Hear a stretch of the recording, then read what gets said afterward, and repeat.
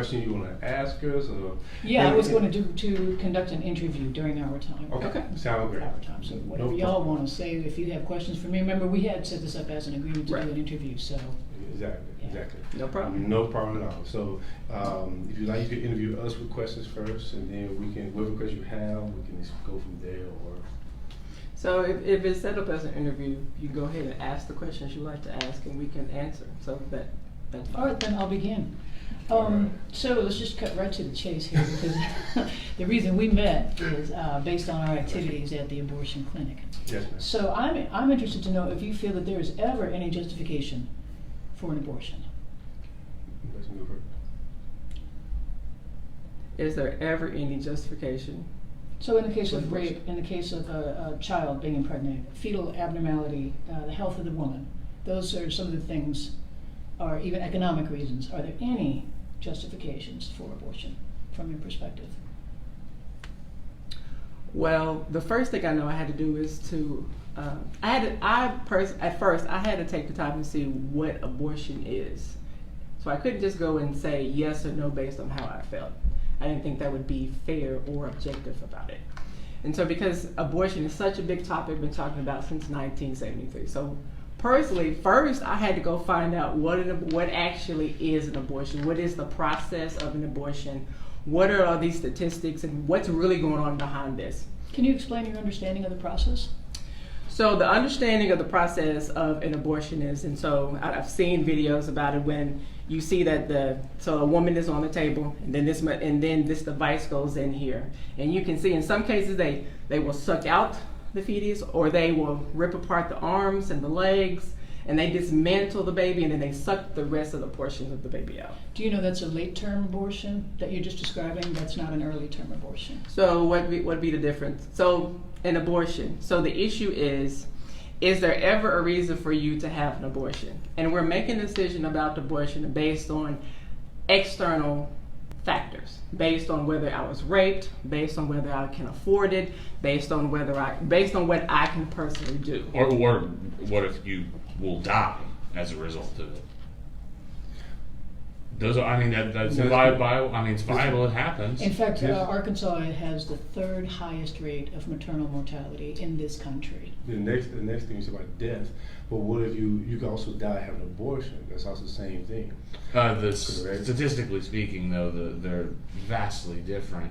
I mean, we're talking about something that's an outpatient procedure done so many times routinely. The odds of actual harm coming to the woman are slim to none. Less than 1% if it's done within the first trimester. Yeah. So there are different types of abortions that do occur. You have a medication abortion where a woman takes a pill one day and takes another pill the other day, causes the uterus to contract and expel the products of pregnancy. The other term is what they call a D&C, dilation and curette, and this is a little bit later. There's a certain point at which the medication abortion probably won't work. So a little later they will go in with the device, and they basically make sure to scrape away all of the pregnancy bits, the amniotic sac, everything, and then suck it out. And then there's the one that's a late-term abortion, which you described, in which you do see evidence of fetal remains.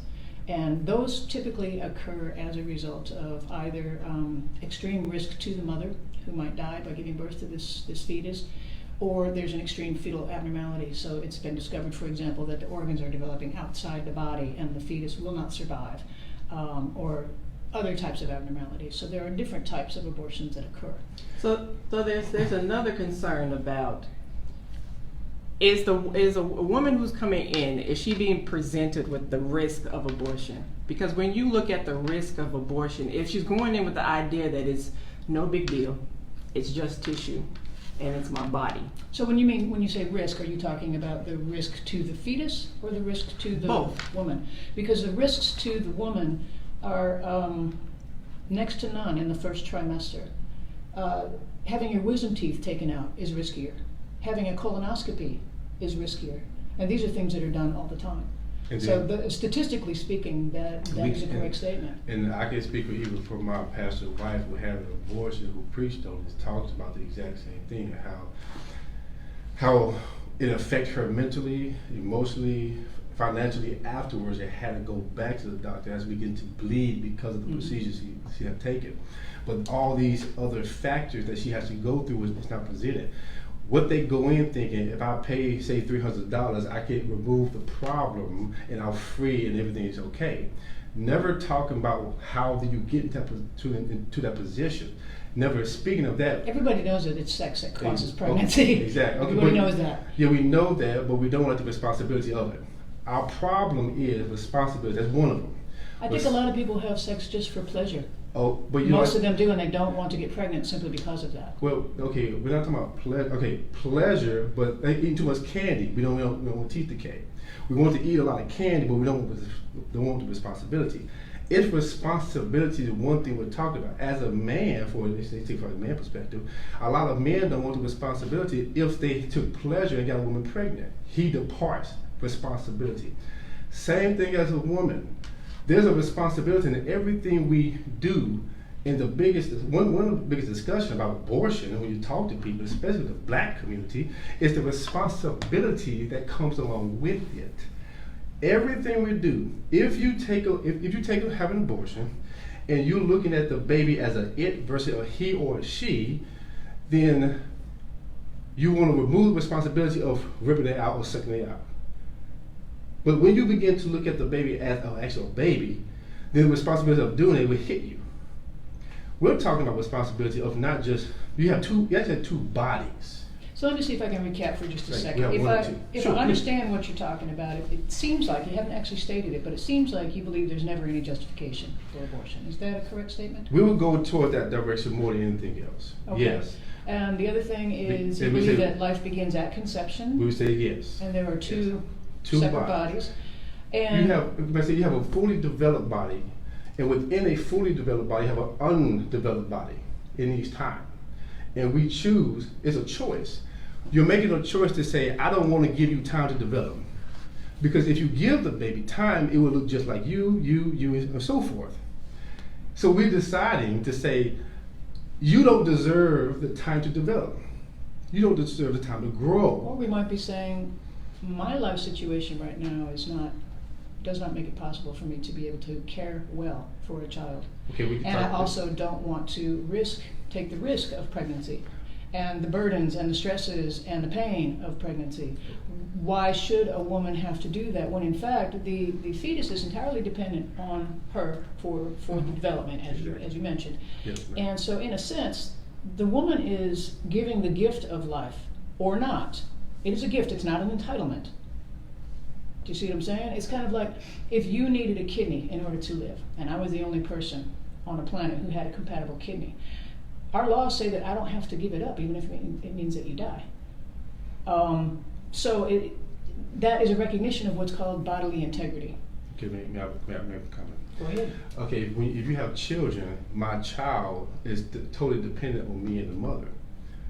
On everything. That child cannot survive without their parents caring for them and using my body to work, give food, take a bath, instruct you. It's totally, completely dependent on the parents. You leave the baby outside by itself, say, I don't have to take care of you, it would die. Right. The difference between the two is that when a woman is carrying a fetus, it is her body that she is putting at risk. It's her life that she's putting at risk. And I put my body at risk when I have to go to work. I put my body at risk when I have to make these decisions. I sacrifice my mental capacity, my heart, and everything for my baby because I know you can't survive. Sure, and that is an absolutely legitimate choice that you make. Exactly. But in my point of view, it's also a legitimate choice to decide when and how and whether or not to become a parent, regardless of the consequences of sex. Because you can have even the most arduous practitioners of birth control can fail and result in an accidental pregnancy. If people are going to make bad parents, they should not become parents, and they should not be obligated to become parents, or even for a woman to give birth if she chooses not to. So it sounds like it still comes back to responsibility. Because in the choices that we make, there's responsibility. If I choose to have sex, there's a law of procreation that's going to start regardless of how I feel or think about it. So there's responsibility in the act. if we're trying to, we want the responsibility of sex, but we don't want the responsibility of the outcome of sex. We want the pleasure of So sex. we want the pleasure without the responsibility. Precisely, and if you don't, And you can't just have it. if you are not in a situation where you can actually raise a child, it is irresponsible of you to bring the child into the world and try to raise it. It's kind of like if you go out and get a bunch of dogs because you're a dog lover, but you can't adequately care for them. They become sickly. You can't care for them. People think you're irresponsible. Okay? Now, it's in the same way, it is irresponsible to have baby after baby after baby and not be able to care for it. So it's like you are being more responsible by making the choice and saying, you know what, I'm not in a position to be a good parent. I would not be able to care well for this child. Therefore, I choose not to allow this fetus to come And that's to a term. very good point with that responsibility. But the problem with that is you're leaving it up to people to be responsible, and they're not. And they don't have the choice to kill because they were irresponsible. So that's another issue. Responsibility starts before you get pregnant. We don't talk about that. We just say it's okay for the pleasure. Enjoy your pleasure, have the pleasure, but if something happens, you can kill. You can choose now. You should. See, and that's a term that I would not use. Okay, I would say terminate the pregnancy. I understand, but it's the same thing. Here's the deal. For example. You have to Okay, understand. please. Let me make one point real Yes, ma'am. quickly about No problem. the definition of even an organism. Mhm. An organism, if you're going to call a fetus an organism, that fetus has to be capable of homeostasis, which is where they can, in fact, survive outside the womb. Until that point, they're not even an organism. They are developing, as you said, it's a developing body, and if left to natural forces and everything is in happening well, then it will turn into one. And once they survive the rite of passage of pregnancy, I say, yeah, there you've got a baby. There you've got a baby. But until then, without the ability to maintain homeostasis, it's not even by definition an organism. So I come from science, that's why I'm wearing my science shirt.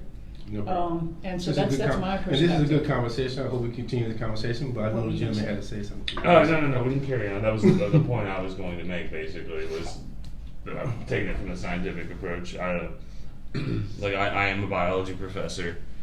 Yeah, I mean, on its own, it is not, if it's not viable outside of the womb, it is not a human being. It's not. It is literally, because once you start, you have, you have an ovum and sperm, right? Those are going to combine genetic material, right? Okay, that's the 23rd pair of chromosome. Okay, so once you have that, really all you have is a conglomeration of cells. You're going to go through stages of the blastocell, the astrocell, but ultimately, that is all it is a collection of cells. And even through the entire first trimester, it still doesn't even resemble a human because it's not a human. It is still just a collection of cells. It has no consciousness. It doesn't feel yet. Its nervous system is not developed in the way that you would, as we think of it. There is a neural tube that's starting to form, but that doesn't mean that it feels any pain, has any consciousness, any awareness. It does not exist as I think you see it existing, as just a human. So pain determines if you're a human? No. I'm just saying. And how do you know it doesn't have pain? Because it can't express itself. Just because the neural networks don't even lay down to the last part of the pregnancy. And then how you know a baby cannot hear? They even say it's based on science a baby can hear. We didn't say that. We were just talking about So pain. you agree that the baby can hear inside? Because here's the thing. At what stage? I mean, I'm just saying. Just you said inside. Period. I'm just saying. You said it's not a baby. It's just collects your cells until it comes out. So my question is that can it hear? Can the baby inside the womb hear and respond? Well, can they kick? Can they move? Okay. Well, one, I want to make it clear. Sure. We're still talking about this this first trimester. Okay. Okay. Yes, sir. And no, the baby cannot hear at that point. No, it can't hear. Can't feel. Yeah. So, but you admitted it's a baby. You said the baby cannot hear. So That's a semantic But use of the word. but you see what I'm saying? Don't though. try to trick me up. You know what I feel. Okay, I know you Okay. feel, but internally, like you said, internally we know it's a baby because it will go through the process. See, here's what we're saying. Have you ever seen a tumor Yeah. turn into a baby? So what you're getting at is a mass of cells Turning- Which is a tumor. Well, a tumor is a mass of cancerous cells. Turn into a cancerous baby. Does it turn into a baby? I don't know. Have we waited long enough? I'm just asking. I don't know. I'm Okay, just based off, joking. I know, I'm but based just- off science, because you're a science man. So based off science, my question is: have you ever seen that turn into a baby? No. Okay, that's my point. One of my points is this But, right okay. here: Yeah. tissue, just tissue, doesn't turn into a cat, dog, or something like that, or a baby. Okay. Tumors and so forth does not turn into a baby. It's a tumor. It's a tumor. It's a tumor. A tumor can grow. It can start as a small tumor, correct? And then it can grow into a bigger tumor, correct? But it's still called a what? Tumor. Would you agree? Yeah. And a tumor cannot hear, no fear, no feel anything. So you have stages of a tumor, but through all the stages, it still continues to be the same thing. It is a tumor. So when we come to a baby, for some reason we want to change that terminology. A baby is a baby, but it has to go through process and stages. It's still a baby, it's just going through a stage, like the tumor. You wouldn't switch the tumor. Why are we switching the baby? Because they're not the same. You're comparing apples to oranges, basically. Yeah. It's How? really What not the how? same. Because a Now, I tumor wanna is ask made him. of. Go ahead. He's a scientist. Talk about the cancer cells. Well, I mean, yeah. One, we're talking you're talking about an abnormal growth within, and cancerous cells happen in all organisms. Okay, I mean, trees. You see knots on trees; those are cancerous cells more often than not. I'm with Kay in this regard that it really is apples and oranges, because what I'm talking about is during this first trimester. It is nothing, like I said, first trimester, we're dealing with one part at a time. It is nothing but a mass of cells. It has no feeling, no personality, no existence whatsoever. No, it cannot hear. No, it cannot feel. There is no neuronal network for that to even happen. So I guess I don't see why you have such an issue with I'm not saying like just you. I'm sorry, but No problem. The anti-abortion community, has such an issue with getting rid of a mass of cells. I mean, and I've heard, I've been out there. I've heard a lot of things that people scream. They'll tell you that you can you'll get government assistance, right? I've heard people scream that, right? What's the other one? Just have the baby. Don't worry. We'll take care of it. But those, a lot of the time, these are the same people that are voting to cut federal programs that are actually going to help women. I don't see. I don't see how it can be justified that it's a human at any point in the early stages. Have you seen the little body part when they rip them out? Well, I mean, you're talking late stage abortion now? Maybe about that big or so. Have you ever seen the body part when they take That is late stage. Yeah. Okay, but have you seen the body parts though? I keep tons of them in my lab. I have. And you think it's okay to have body parts look just like humans? The body part. I mean, a lot of things look just like.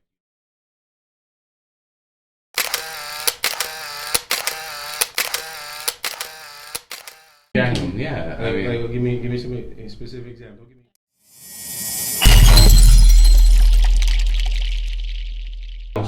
I mean, really. In the embryonic stage, they almost look identical. But we know.